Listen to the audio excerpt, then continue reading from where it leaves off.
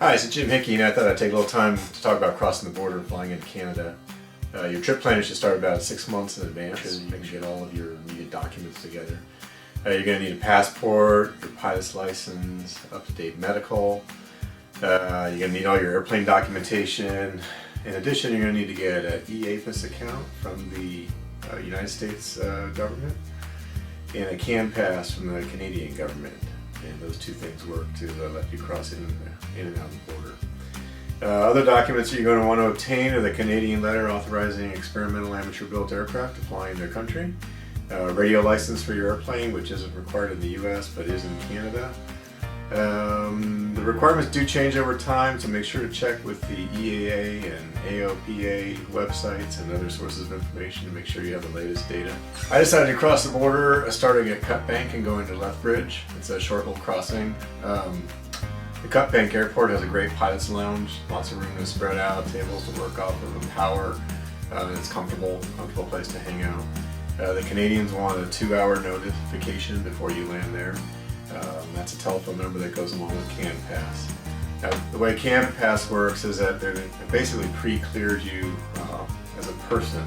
So if you're traveling with multiple people, each person would need to get a CAN Pass account.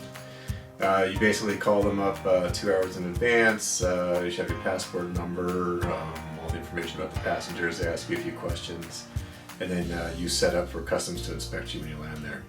So the way it works is you fill out the eAPIS form, which is basically telling the United States Customs Service if you're leaving the country and who's leaving with you, and that gets submitted. Then you're supposed to file a flight plan, get flight following as you cross the border. And then I called Edmonton Center. They immediately told me just call Lethbridge Airport. That's the mandatory frequency. So the way it works there is they have the airports that don't have air traffic control, they don't have a tower. They have a mandatory frequency, and they have a full-time staff who are trained radio operators. And their job is really to kind of coordinate all the different airplanes that are flying in and out of the field. For example, you'll call in and they'll tell you no other traffic in the area, or one other reported traffic 5 miles south. But they don't give you permission to do anything. They kind of ask you what you're going to do, what are your intentions. But they aren't air traffic control. They're just radio operators there to help you out and give you frequencies. They'll also close and open flight plans. They gave me a discrete code on the way in and on the way out. Let's see. Then after I landed, a couple of customs officials came walking up to me. They came up to me. They were real nice. They asked to see my passport. On this one, they didn't ask to see my pilot's license. U.S. Customs asked to see that both times, and they wanted to see my medical. So it seemed like U.S. Customs were trained to get the pilot's license and the pilot medical. And then they had a whole bunch of questions. So after I cleared customs and I got fuel, I did another flight plan. I was able to submit it over a flight, and then the Lethbridge radio operators on the mandatory frequency were able to open it, and they gave me a discrete code again.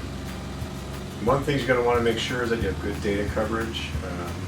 So I have a Verizon plan, a data plan that works really well across the United States and into Canada. There's a daily charge there.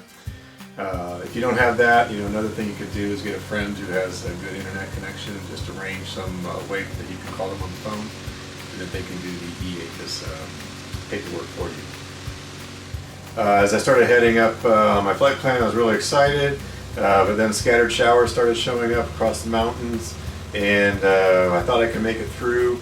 But then they started joining up and got really dark, and so I called Center again, Calgary Center. They handed me off to an airport. They cleared me in. The FBO there got me a car and then a hotel in town. So I was able to, take a deep breath and plan the flight for the next day. Other things you should consider are multiple credit cards.